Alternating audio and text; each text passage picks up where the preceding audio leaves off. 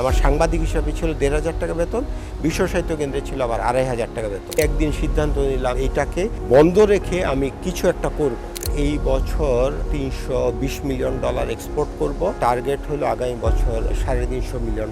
Zero থেকে করতে গেলে গার্মেন্টসটা করাটা এখন একটু ডিফিকাল্ট। যত বেসিক আইটেম তত বায়ারের পক্ষে শিফট করাটা তত ইজি। তো গ্যাসের ক্রাইসিস যদি না থাকে তাহলে ব্যাকওয়ার্ড লিঙ্কেজগুলি বাড়বে, তারা কম্পিটিটিভ হবে, অনেকে ইনভেস্ট করবে। আমরা কিছুদিন আগে একটা বড় অর্ডার মিস করি, এটা ভিয়েতনামে যায় কারণ আমাদের লিড টাইম বেশি।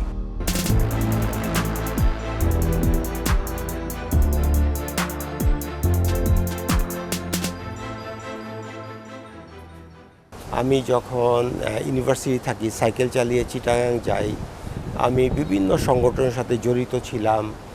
আমি তখন এই সংগঠনের এক বড় ভাই বলল যে আমার পত্রিকা এটা তুই একটা আসলে ম্যাগাজিন, ওইখানে কাজ করা।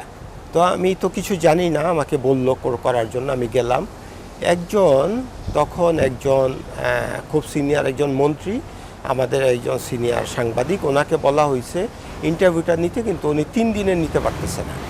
আমাকে বলল ইন্টারভিউটা নিতে, আমি গেলাম, ইন্টারভিউ নিলাম, চলে আসলাম। তারপরে আমাকে বলল আরেকটা নিতে। এই করতে করতে আমি ওইখানে প্রায় 1 বছর কাজ করি।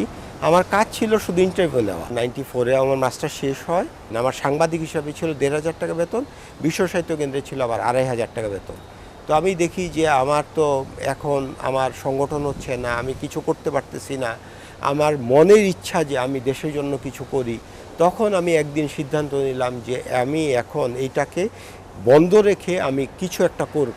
আমি প্রায় 1-1.5 বছর আমি বাইং হাউস এবং একটা গার্মেন্টস ফ্যাক্টরিতে কাজ করি। আমার অনেক যাই নলেজ হয়, আমি প্রতিনিয়ত চিন্তা করতাম যে আমি নিজে কিছু করব। তারপরে আমরা ফ্রেন্ডরা মিলে একটা পার্টনারশিপ আমি কিছু শুরু করি, ওইটা তেমন আগায় নাই। তারপরে আমরা আরেকটা মানে এইভাবে আমার 1-2-3টা পার্টনারশিপে আমি খুব একটা যেমন আগাতে পারছিলাম না, কিন্তু আমার যেই সময়ের যে নলেজ সেটা দিয়ে আমি একা স্নোটেক্স চালু করি। তখন থেকে আমার ধাপে ধাপে 1 বছর থেকে পরের বছর মানে একটু উন্নতি ছাড়া কখনোই আমার নেগেটিভ হয় নাই এই আমার 28 বছরের জার্নিতে।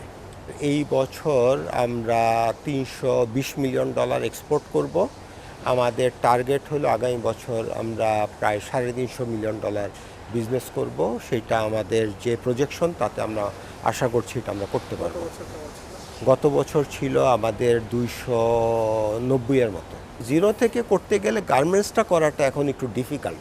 বায়াররা এখন আর ওই ছোট কিছু বায়ার থাকে, কিন্তু ওগুলিতে করাটা আসলে খুব ডিফিকাল্ট।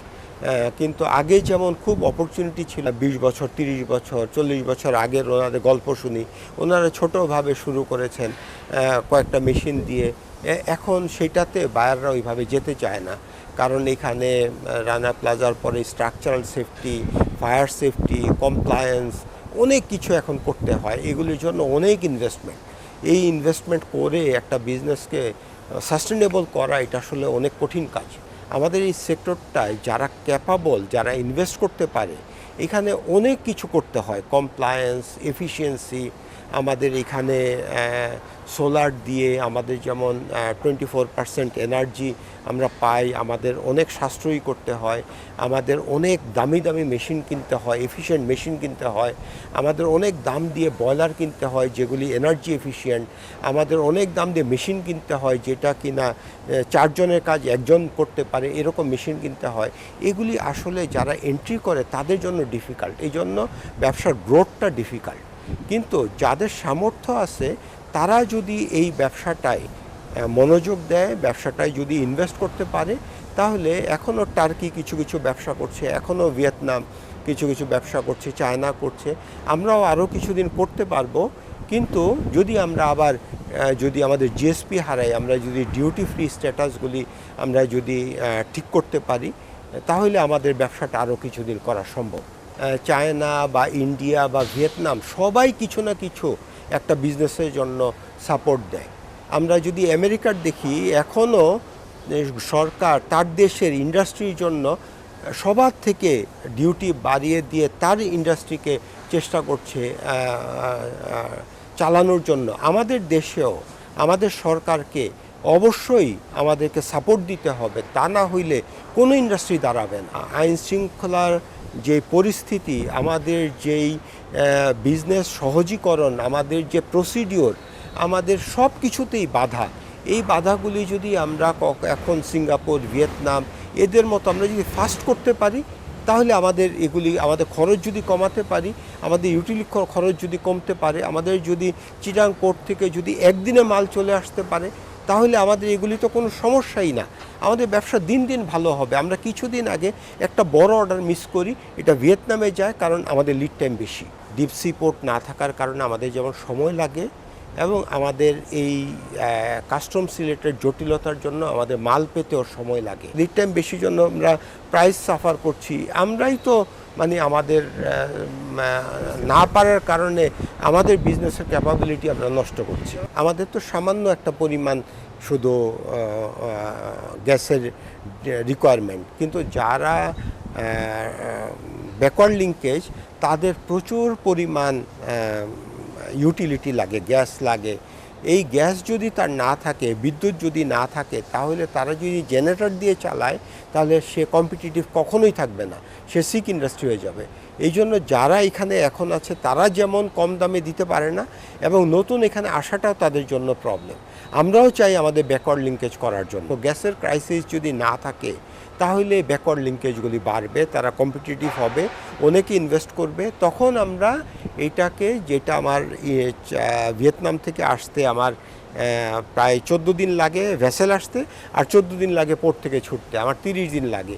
এই 30 দিন যদি আমি এখানে সেভ করতে পারি, আমি যখন এখানে করতে পারবো, আমার কম দামে এটা করা সম্ভব, তখন আমার বিজনেসটা আরও বেশি সাস্টেনেবল হবে। যত বেসিক আইটেম, তত বায়ারের পক্ষে শিফট করাটা তত ইজি। এ করে $1, ও করে 90 সেন্টসে, এক কথায় ওইখানে চলে যায়। বায়ারের যে ডিমান্ড বাংলাদেশ থেকে, এটার থেকে যদি আমাদের ক্যাপাসিটি বা গার্মেন্টসের প্রোডাকশন যদি বেশি হয়, তাহলে তো ওরা আমাদেরকে চাপাবে, দাম কমানোর জন্য বলবে। কারণ একটা বায়ার, যারা বড় বায়ার, যারা বড় ব্যবসা করে, তাদের বাংলাদেশে যেমন তাদের অফিস, একইভাবে একই স্টাইল ভিয়েতনাম, চায়না, তারপরে হইল ইন্ডিয়া, পাকিস্তান, শ্রীলঙ্কা, সব দেশেই তারা কস্টিং করে। কস্টিং করার পরে তারপর ডিসাইড করে এটা আমি ডিউটি এবং সব কিছু মিলিয়ে আমরা কোথা থেকে নিব। আমাদের বাংলাদেশের যে অ্যাভারেজ এফিসিয়েন্সি, এটা যে এখনও খুব বেশি ভালো চায়না বা ভিয়েতনামের চেয়ে, সেটা কিন্তু না। তো এখন আমরা যদি আমাদেরকে এফিশিয়েন্ট না করতে পারি, আমাদের বায়াররা যদি কম দামে অন্য জায়গায় পায়, ওরা তো আমাদেরকে চাপাতে পারবে না কোনো কিছু। সে অবশ্যই তার প্রোডাক্ট দরকার, তার অবশ্যই তার কম দামে দরকার, এবং সে যদি আমাদের এখানে যদি কোনো অর্ডার না থাকে কারো কাছে, আমার লিমিটেড বায়ার, তাহলে তো আমি কমাবই। সিচুয়েশনটা আসলে এরকম। আমরা যারা উদ্যোক্তা, আমাদের ক্যাপাসিটি বিল্ডিংয়ে আমাদের কাজ করতে হবে। জাপানি একটা বায়ার আমরা 3 বছর আগে শুরু করি, এটা গত বছরে আমরা 4 লাইনে কাজ করি। এই বছর আমরা প্রায় $3-4 মিলিয়ন কাজ করি। এই বছর আমরা প্রায় $10-15 মিলিয়ন কাজ করব সেই বায়ারটার। আমরা একটা অস্ট্রেলিয়ান বায়ার, আমরা গত বছর সামান্য কিছু কাজ করি, এই বছর আমরা $3-4 মিলিয়ন কাজ করব। এইভাবে আমাদের 4-5টা বায়ার আমাদের ইন করার কারণে আমাদের ব্যবসাটা, যারাই এখনও আমাদের এফিসিয়েন্সি আমরা গত বছর থেকে এই বছর অনেক ভালো করার কারণে, প্রাইস বেনিফিট সব কিছুর কারণে আমাদের গত 2-3 বছর ধরেই এত ক্রাইসিসের মধ্যেও আমরা প্রায় 15-20% বিজনেস আমরা প্রতি বছরই বাড়াতে সক্ষম হচ্ছি। আমরা যদি কোনো একজন অপারেটরকে 15 থেকে 20 হাজার টাকা তার সমস্ত কিছু, তার পিআইবি, তার আমরা ফ্রি লাঞ্চ দেই, সব কিছু মিলে যদি দেই, এইখানে সে আবার আরেকটা 1 থেকে 1.5 হাজার টাকা, এটাও তো তার একটা বেনিফিট। সেইখানে কাজ করার কারণে 1 থেকে 1.5 হাজার টাকা কম দামে পাচ্ছে। 24% আমরা সোলার থেকে পাই। এখন আমাদের সমস্ত ছাদে আমাদের সোলার দেওয়া, এটা আমরা প্রতিনিয়ত বাড়ানোর চেষ্টা করছি, এবং আগামী 1-2 বছরে আরও এটাকে কিভাবে আমরা 100% নিতে পারি, আমরা ওইভাবে চেষ্টা করছি। আমরা একটা ওয়াশ ফ্যাক্টরি করছি, সেটা আমাদের এই বছর স্টার্ট হবে। এখানে সমস্ত মডার্ন মেশিন, এখানে সমস্ত ইটিপি, জিরো ডিসচার্জ ইটিপি, আমাদের যাতে পরিবেশ কোনো রকম সমস্যা না হয়, আমাদের এসটিপি, আমরা যাতে আমাদের এখান থেকে কোনো রকম আমরা পলিউটেড জিনিস ডিসচার্জ না করি, আমাদের মেশিন, ওয়াশ মেশিনগুলি সবই ইউরোপিয়ান মেশিন, যাতে আমাদের ইউটিলিটি কস্ট অনেক কম লাগে, আমরা যাতে বিজনেসটাও সাস্টেনেবল হবে এবং আমাদের কার্বন নিঃসরণ কম হবে এবং আমাদেরকে এফিশিয়েন্টও করবে। সো আমরা যাই করার চেষ্টা করি, আমরা সবই চেষ্টা করি যেটা আমাদেরকে মানে খুব বিজনেসের জন্য ভায়াবল হয়, পরিবেশের জন্য ভায়াবল হয় এবং আমরা আমাদের কম্পিটিটিভনেস আমরা ধরে রাখতে পারি। জ্যাকেট তো ধরেন একটা নভেম্বর ডিসেম্বরে পরে, আর হইল ওই জানুয়ারি জুন জুলাই তো সামার, তখন তো আর জ্যাকেট পরে না, তখন আমাদের ওই প্যান্ট করি আমরা। তখন আমাদের তো প্যান্ট এখানেই অনেক ডেনিম পাওয়া যায়, অনেক কাপড় চোপড় পাওয়া যায়। এই ডেনিম এবং ম্যানমেড ফাইবার মিলায় আমাদের প্রায় 20-30% আমাদের ইম্পোর্ট, মানে লোকাল থেকে 70% ধরেন আমার ইম্পোর্ট। আর আমি যদি ম্যানমেড ফাইবারটা শুধু ধরি তাহলে আমার 90% ইম্পোর্ট।